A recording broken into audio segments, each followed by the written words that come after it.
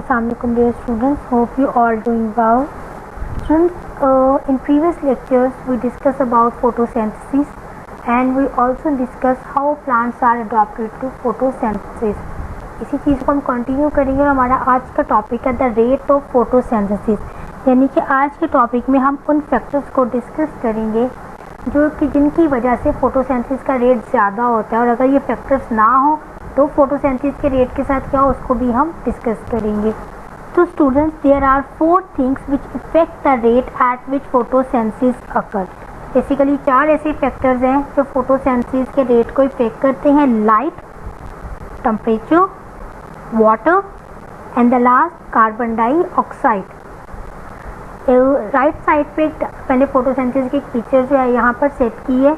अब फोटोसिंथेसिस के लिए किन किन चीज़ों की ज़रूरत होती है तो आप सबको क्लियर है: light, carbon dioxide, water and chlorophyll that is already present inside a leaf. तो यही वो चीज़ें हैं जिनके मिलने या ना मिलने पर फोटोसिंथेसिस का जो रेट है वो डिपेंड करता है। अब हम बारी बारी इनको डिटेल में डिस्कस। यहाँ पर एक ग्राफ शो किया है, ठीक है। जितनी ज़्यादा लाइट इंटेंसिटी इंक्रीज करती चली जाती है आपका ग्राफ भी ऐसे इंक्रीज करता चलता है, यानी कि फोटोसिंथेसिस का प्रोसेस ज़्यादा होता है। सेकंड पे हम बात करते हैं टेम्परेचर की। टेम्परेचर का भी सेम इफेक्ट है कि जितना ज़्यादा टेम्परेचर होता है फोटोसिंथेसिस का प्रोसेस उतना ही ज़्यादा होता है। अगर टेम्परेचर कम हो जाए तो फोटोसिंथेसिस का जो प्रोसेस होता है वो स्लो हो जाता है। लेकिन स्टूडेंट, यहाँ पर एक चीज़ आपको अपने ज़हन में रखनी है कि टेम्परेचर की भी एक लिमिट है। जैसे हम ह्यूमन्स हैं, हम एक हद से ज़्यादा जो है वो टेम्परेचर या गर्मी को जो है वो हमारे लिए बर्दाश्त करना मुश्किल हो जाता है। In the same way plants के साथ भी ऐसा होता है। अगर जो टेम्परेचर 30 डिग्री सेल्सियस है तो ये समझ लें फोटोसिंथेसिस के लिए बेस्ट टेम्परेचर है।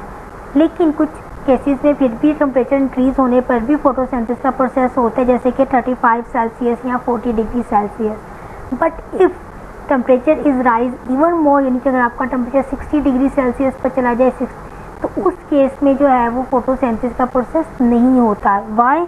क्योंकि फोटोसिंथेसिस के प्रोसेस में जो केमिकल रिएक्शन हो रहा होता है, ठीक है, उसमें कुछ एंजाइम्स इन्वॉल्व होते हैं और इतनी ज़्यादा हीट की वजह से वो एंजाइम कम्प्लीटली डिस्ट्रॉय हो जाते हैं। इसलिए बहुत ज़्यादा हाई टेम्परेचर पर भी फोटोसिंथेसिस का प्रोसेस नहीं होता, ना ही बहुत ज़्यादा कम टेम्परेचर पर फोटोसिंथेसिस का प्रोसेस होता है।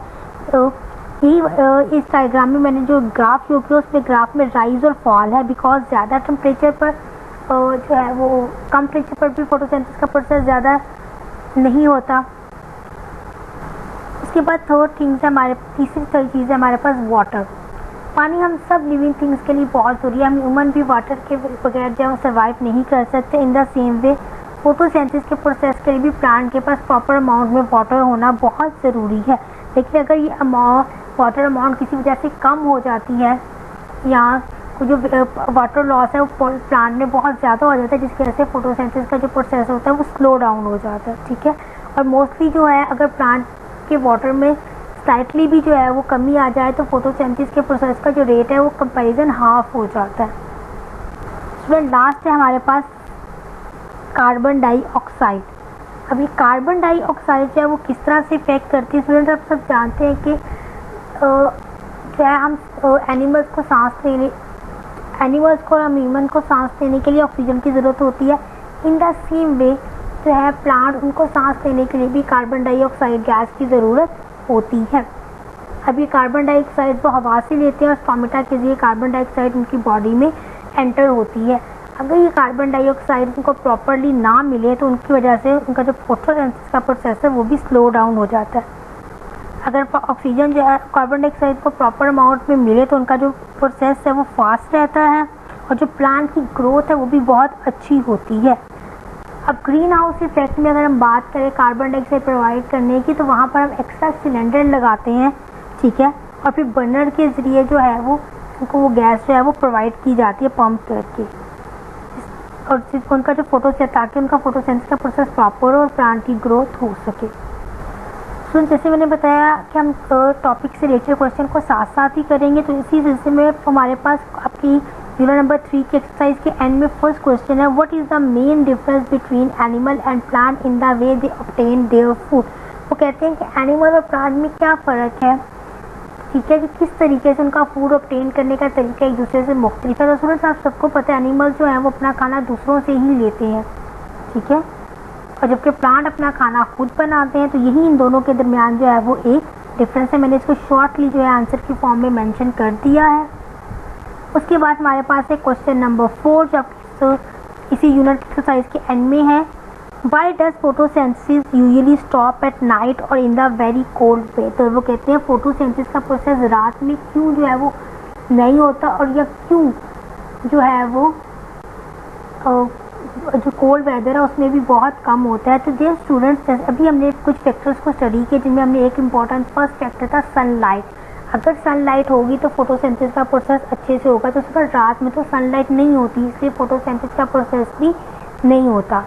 अगर हम वेदर की बात करें तो सेम चीज़ है कि अभी हमने कहा कि जब अगर टेम्परेचर बहुत कम हो जाता है, ठंडा हो जाता है, तो उस केसेस में भी फोटोसिंथेसिस का प्रोसेस नहीं होता, क्योंकि जो एंजाइम्स होते हैं वो उस प्रोसेस को कैरी नहीं कर सकते।